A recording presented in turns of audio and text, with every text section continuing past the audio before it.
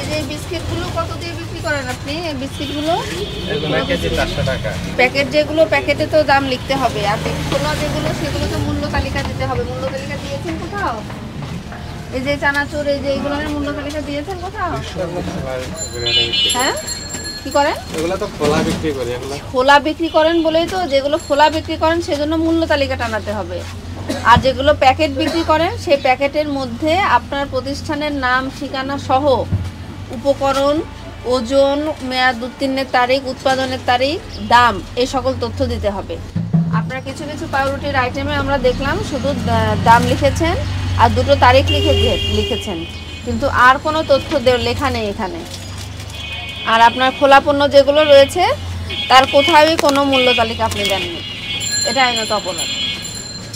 আপনি এটা স্বীকার করেন? জি ম্যাডাম। আপনাকে সতর্কতামূলকভাবে 5,000 টাকা জরিমানা আরোপ করা হচ্ছে। এটা আপনি পরিশোধ করবেন। আপনার উৎপাদন হলে সেই নাম ব্যবহার করবেন, আর না হলে নিজের নাম ব্যবহার করবেন। ঠিক আছে? বুঝতে পেরেছেন?